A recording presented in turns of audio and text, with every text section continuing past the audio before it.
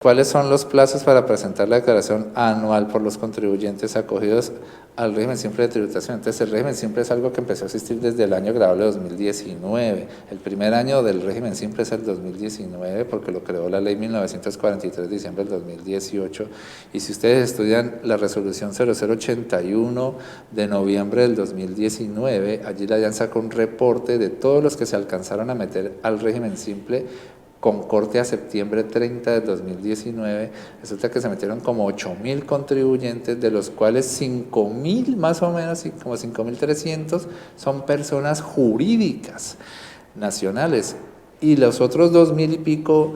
2.600 más o menos,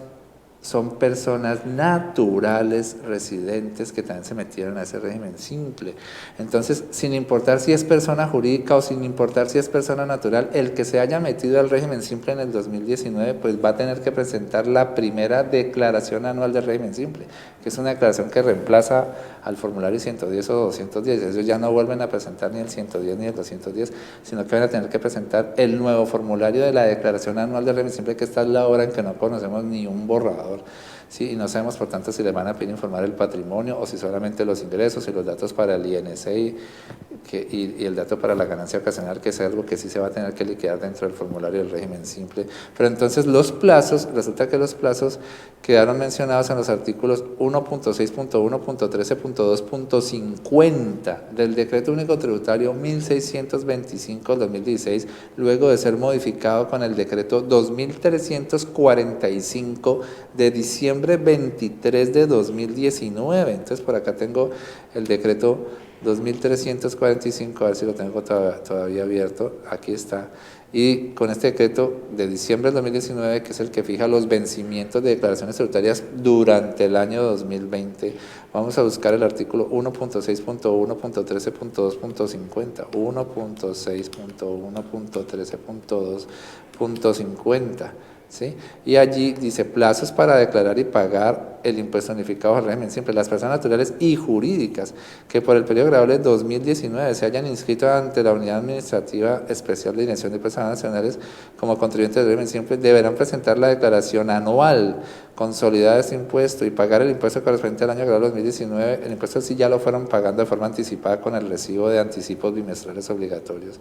en las fechas que se indican a continuación, dependiendo del último dígito del número de identificación tributaria ni del declarante en el formulario que prescriba la DIAN. Entonces la DIAN está súper demorada, no, es la primera vez que tiene que diseñarles ese formulario del régimen simple, y entonces como se va a retrasar mucho, miren el calendario que pusieron, vea.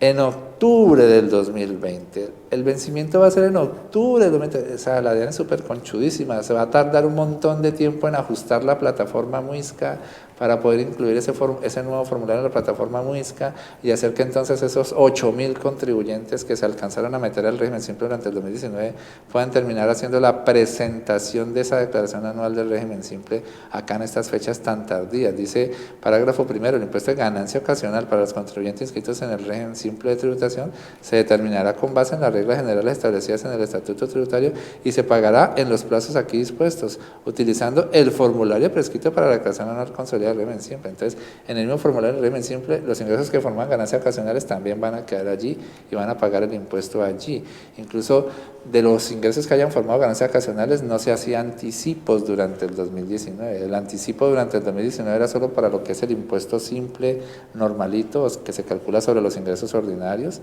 y con las tarifas del 908, pero a los ingresos que forman ganancias ocasionales no se les hacía anticipo. Entonces, si alguien que se pasó al régimen simple se ganó una lotería o vendió un activo posesivo por más de 2 años, el impuesto que se genera sobre eso lo tiene completico en su bolsillo, no lo ha anticipado siquiera, así que lo va a pagar solo cuando presente esa declaración, que va a ser muy tarde. El impuesto nacional al consumo por expendio de comidas y bebidas de los contribuyentes de que trata el presente artículo se declarará también en la declaración anual consolidada del régimen simple en el formulario que para el efecto prescriba la unidad administrativa de antes. En ese mismo formulario anual de la declaración del régimen simple va a estar los ingresos ordinarios con su impuesto simple, una sección para declarar ya formalmente el impuesto del INC de bares y restaurantes de quienes también estaban en el simple y tenían que cobrar ese INC de bares y restaurantes, y otra sección más para liquidar el impuesto de ganancia ocasional. Esos son los 3 impuestos que se van a ver allí, de los cuales solo los 2 primeros que mencioné sí tuvieron